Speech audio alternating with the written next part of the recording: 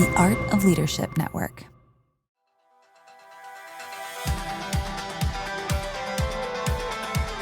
Hey leaders, welcome to the LeadCulture Podcast. We're a part of the Art of Leadership Network. I'm your host, Jenni Catron, CEO of the Foresight Group, a company dedicated to helping leaders develop thriving teams. Each week, I'll be your guide as we explore practical strategies to equip you with the tools you need to lead with clarity, confidence, and build unstoppable momentum in your organization.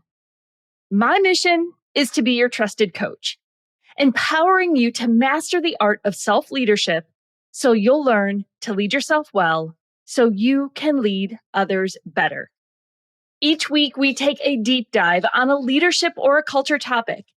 You'll hear stories from amazing guests and leaders like you who are committed to leading well. So let's dive in and keep learning on this leadership journey together. Okay, friends, today I was sitting at my desk in my office, and I have kind of a hybrid work environment, I would say, that I will work from home some days. I will be traveling and speaking at events or traveling and working with clients. When I'm home here in Wisconsin, I will go into my home church and I will work there for a day or two a week, depending on my schedule. And so I have kind of a hybrid work environment, sometimes in an office and working with others. And a lot of times I'm sitting in my own office working from home. And I noticed something today that just got me thinking about employee engagement, especially in work, like remote work settings. What I noticed today is that I hit kind of a wall at like mid-afternoon. I just hit a wall. I was struggling with motivation. You guys, I was actually talking to myself out loud. Like I was coaching myself out loud on, you can do this, like you can, write this podcast, you can work on this project, you can respond to these emails, like you are capable, you are qualified, you can do all of this. So I was giving myself all the pep talk.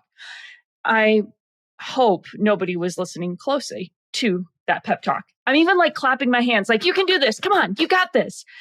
And I kind of stopped and I laughed at myself a little bit because I was working so hard to motivate myself. And you guys, if you listen long enough, you know I am a very driven, pretty self-motivated leader. And motivating myself to do the work I need to do isn't always that big of a challenge for me. And I'm really grateful for that because I know that's not everybody's case. But it made me, when I got to that point, it made me really stop and think about this idea of how much engagement with others impacts our motivation. Because as I began to think about it, yesterday I was in the office with the team that I was working with, and it was a packed day from, first thing in the morning to after 5 at night. I was in meetings and in conversations all day long. And I never had trouble being motivated because I was engaged with other people. I'm hearing the chatter, even, if I was just in an office working, I was hearing the chatter in the hallway. And I was getting energy all day from other people. And I didn't have to work as hard to motivate myself. And so that has made me really curious. And I actually dug up an article that Gallup released earlier this year. Gallup released this article in May of 2025. And the title of it is this: The Remote Work Paradox, Higher Engagement, Lower Wellbeing. And so I want to read a couple of things from this article and then talk about it a little bit, because those of you that I work with, most of your staff are doing some kind of hybrid. I don't think I work with anybody who has a fully remote team. Most of the organizations that I work with now have some measure of hybrid, if not even fully back in the office, which I'm going to hit on that as well. But many of you are trying to figure out the dynamics of hybrid work or a little bit more flexibility in work schedules. There's just an interesting thing happening that I think is really important for us to pay attention to so that we can be more effective in how we're leading in this hybrid work environment and paying attention to how that impacts engagement, how it impacts culture, etc. So let me hit just a few things from this article. They said that fully remote workers are the most likely to be engaged at work, which I thought was really interesting, fully remote are the most likely to be engaged at work, like 31% compared to hybrid at 23% and on-site at 19%. So this is interesting. I know this is not equal across the board because these are global stats. So you're going to want to think about your environment a little bit. But fully remote workers are the most likely to be engaged. And then fully on-site are only 19%. And so I think we've got to ask ourselves as leaders, what are we trading in having people fully on-site? And why is that contributing to a lower engagement score? Again, not true everywhere, but the global statistics say that. So it's interesting to pay attention to. And here's how they define employee engagement. They say employee engagement measures the enthusiasm workers feel for their work and their attachment to their team and organization. And it directly affects team performance and business outcomes. We know that the return on engagement is really, really key. Remote workers may be more engaged because they have more autonomy in their work. So listen to that, because we're hearing from employees all the time that they want more autonomy. Remote workers may be more engaged because they have more autonomy. They have more freedom and flexibility. So that may be leading to their engagement. This freedom allows them to play to their strengths, reach a flow state more easily, and use their time more efficiently. And I would say it would be really interesting to dig a little deeper into these statistics and look at people that are very self-motivated and just the dynamics at play there. But by and large, they're more engaged because of their autonomy, the flexibility, play to their strengths, efficiency, etc. Now, here's what's interesting. They go on to say that although fully remote workers report higher engagement, they are less likely to be thriving in their lives overall. That's really interesting, you guys. They're more engaged, but they are thriving less in their lives overall. And I think that's something we have to be really aware of as leaders is, are we helping create in the culture hierarchy of needs from the LeadCulture framework, the top of that hierarchy is personal fulfillment. And we want people engaged, using their gifts, doing work that they love, feeling personally fulfilled at all dimensions of life. And so while remote workers are technically more engaged in their work, they're less likely to be thriving in life. Fully remote employees, this is that article, that Gallup article, goes on to say, fully remote employees are also more likely to report experiencing anger, sadness, and loneliness than hybrid or on-site workers. So pay attention to that. They're more likely to report anger, sadness, and loneliness. They're more likely to report experiencing a lot of stress. So there's just an interesting, it feels conflicting, right? Of they're more engaged in their actual work, they're hyper efficient, they're getting more done. And yet they're experiencing more anger, more sadness, more loneliness, more stress. So these findings suggest that being a fully remote worker is often more mentally and emotionally taxing than working on site or working in a hybrid arrangement. So leaders, here's what I want us to pay attention to, because what I notice for a lot of leaders is that we feel the pressure from our staff of I want to work remote, or I want to have more flexibility. And you're hearing everything they say that they are wanting. Our job as leaders is also to have the bigger picture in mind and understand how to lead them to what's best for both them and the organization. This really hit me when I was thinking about my experience earlier today, that I am struggling for motivation. I'm starting to get a little bit frustrated and disengaged. And I'm thinking, okay, I have not had any interaction with other people today. Today was a content day. I am working on content. And some days, those days are great. I can power through and I'm getting so much done because I am an introvert. So I need some days without people. But it was fascinating to me to watch my lack of motivation and recognizing that when I'm in an office environment and I'm working with others, I don't struggle as much with that motivation. So here's what I want us to key in on. And they give us some application that I think is really important for all employees. And again, what they said earlier in this article was that this finding suggests that being fully remote is often more mentally and emotionally taxing than working on-site or working in a hybrid environment.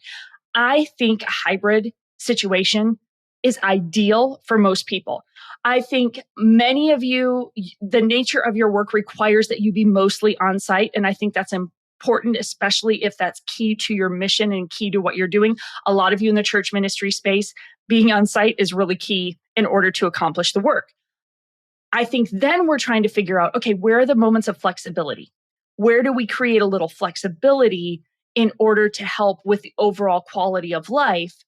But I think what we need to recognize is that there is a mental and emotional strain to being completely on our own. And I think there's so much, even as Christ followers, of like the importance of not being isolated, how we need community. We're designed for community, and that even carries over into the workplace. So much there that I think we can apply to thinking about how we're doing hybrid or remote work. So here's three things, several factors that they said might explain this pattern for why we're seeing more mental and emotional taxing on workers. And these felt very, very helpful and actionable. So I want to hit these for us. Physical distance can create mental distance. Physical distance can create mental distance. And by the way, most of this is coming from that Gallup article. Jenni didn't write this. Physical distance can create mental distance. For some employees, remote work may feel like just work without the friendships, team lunches, storytelling, camaraderie that on-site and hybrid can provide. So isolation increases. So I think leaders, as you're figuring out this balance of whether you do hybrid, whether you are mostly remote, my team is mostly remote just because of the nature of the work that we do. And so I need to be really conscious as a leader of the fact that that physical distance can create mental distance. We can feel disconnected from one another. Isolation can increase loneliness, and in the absence of social support, it contributes to sadness and anger. So being conscious of that as a leader, and I began to think about this even with my little episode earlier today. I was like, hey, what are some of the things that we could do to create more connection when we're all working from home? Again, my Foresight team, most of us are working from home. And I thought, you know what? We can create a place where we're just doing more frequent updates, even in maybe Slack or Teams, whichever tool you use, that you're just doing more frequent updates to each other. I know some teams that do a work hour together where they get on Zoom and they're all working. They might be working on a shared activity. They're not actively talking to each other, but they're doing kind of a co-working hour where they're at least on the screen and they can interact and talk with each other while also working on the project. So having those shared work hours together for a lot of teams is really valuable. But I also thought, you know what, we could get more purposeful about just sharing what we're doing in a Slack channel somewhere where it's like we're just giving updates to each other all day long. Not because we have to, but just because it creates interaction. Another thing that I thought you could do is have a 10-minute stand-up meeting. We used to call those when we were in the office full-time. A 10-minute stand-up meeting where, again, it's maybe 10 minutes that you pop onto Zoom and you just quickly go through your goals and your wins. Like what were your wins from yesterday? What are your goals for today? So it's a very quick just check-in, but it creates a connection at the beginning of the day that helps everybody have that sense of camaraderie and connection. So again, that point there was that physical distance can create mental distance. So paying attention to if you have, and especially if you have teams that work kind of, you might have a lot of flexibility in your schedule. And so you don't have shared office hours. That's one of the things I'm seeing a lot of teams do is actually build shared office hours so that they have those points where they're all in the office together. They're able to get good work done. They have those moments of connection. And that just fosters that engagement. The second thing they talked about in this article is that autonomy can be stressful. This is really powerful, you guys. Many employees want more autonomy in their work. I hear this all the time. I'm sure you do as well. They want more autonomy in their work. So while it can boost engagement by giving employees more control over their time, too much autonomy can create stress. Managing time independently and coordinating work with others can be difficult without clear boundaries. And the fact that both remote and hybrid workers report higher stress may indicate that flexibility comes with a cognitive burden. right? So you have to be more in command of how you're managing your time and how you're managing your workflow when, if you're in an office, it's a little more structured. So while employees want that autonomy, they want that freedom, it comes often with greater stress that they might not even be realizing. And so what's happening is they feel overwhelmed, they blame work, but they're not recognizing that the rhythm of work is part of what's contributing to that. I think sometimes we will feel the overwhelm and we will want to retreat. And so we'll ask for more flexibility. We'll ask for another day to work from home. But that actually might reinforce the problem rather than help. And again, I recognize that a lot of this can be very individualized. A lot of it is very personality based in the level of self-motivation and self-discipline team members have. But I think it's on us as leaders to be aware of these things so then we can coach each individual accordingly. And then the last thing it pointed out is that technology can frustrate. Past Gallup research shows that remote work requiring high levels of coordination is harder than remote work that can be done independently. Collaboration through digital technology isn't always smooth, and frustration varies by task. So just the nature of remote work, we have to use technology a lot more. And sometimes that it often lends itself to more challenges. And then you don't have somebody necessarily right there to help you with it, right? When I get stuck with some technology stuff, God bless my team that has to help pull the podcast together and all these different tools and resources we do. Because when I get stuck and I can't troubleshoot, if there's nobody else here, fortunately, my husband's here a good part of the time and he can help me troubleshoot technology, but it gets really frustrating really fast and immediately grinds your work to a halt. There's just a trade-off in the remote work versus in-person work. There's a trade-off in how it impacts us. And I think we're still learning that. I think we're still learning the full impact of now being a lot more flexible, a lot more hybrid, a lot more remote work. I think we're still learning how do we thrive? What does that look like? I'm still learning about myself. Like I said, even today, I noticed my lack of motivation and I was getting really frustrated and actually starting to shame myself a little bit for my lack of motivation. And I stopped and I paused and I was like, wait a minute, I'm lacking interaction today. And as a result, I'm not feeding off the energy of others that actually gives me a boost of energy and motivation. And so I'd love for you to pay attention first to yourself. I don't know what your rhythms are. Again, I'm guessing many of you are at least hybrid or have some flexibility. Pay attention to your energy levels as you're working remotely. What does that do? When does it energize you? When does it actually deplete you? Pay attention to that with your team. Spark conversations with your team to have a better understanding of what is producing energy and what is creating overwhelm. Because leaders really need to embrace the advantages of remote work and see where do they make sense? Where do they work well for us? It's just part of our work rhythms now.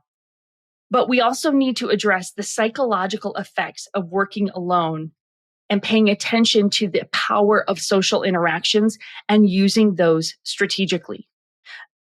Again, in the culture hierarchy of needs, one of the higher levels of the hierarchy is connection. And we know that team members need to have a sense of connection, a sense of meaning, a sense of belonging in order to really reach that highest level of the hierarchy where they find personal fulfillment in their work.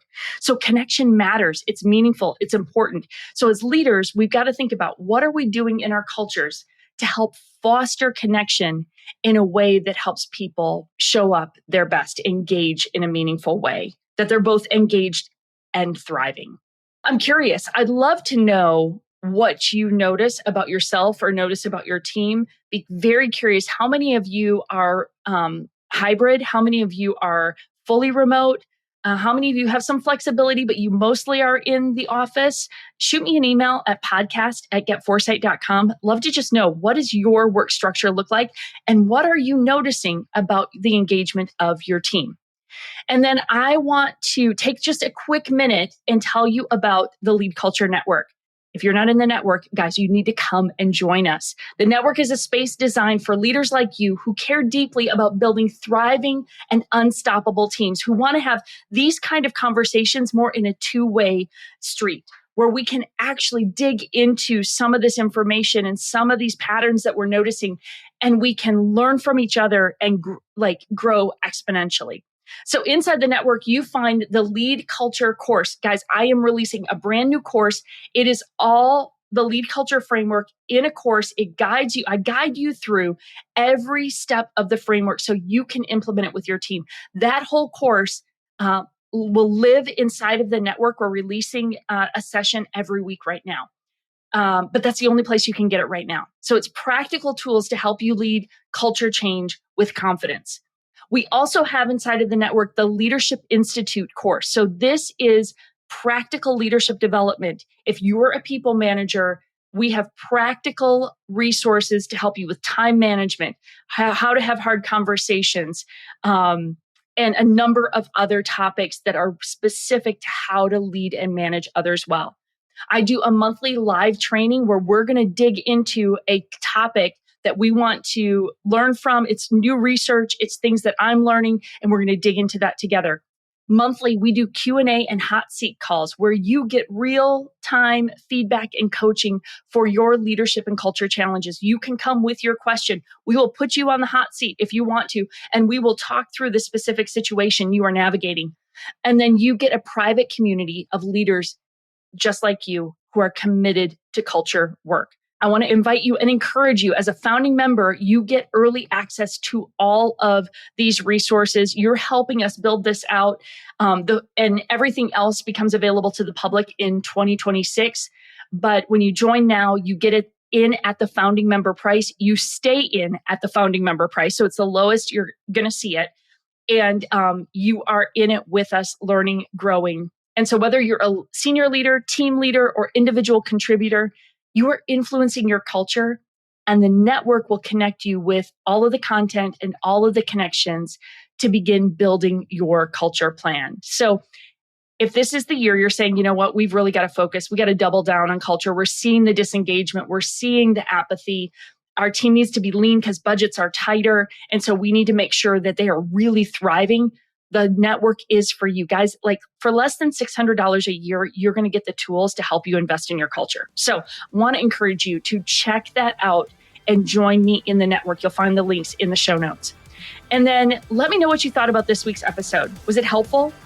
I'm very curious what you're noticing about engagement and thriving with your teams related to how much you're in person or not. Very curious to know what you're seeing. And then share this with somebody else. Maybe your team needs to actually talk about whether that autonomy is actually creating more overwhelm, like that flexibility is creating more pressure. Really great conversations for you and your team to have to help you strike that balance of how much flexibility, how much in person helps us operate at our best. So guys, thanks for joining me today. Keep leading well. Go check out the network, and I'll see you next week.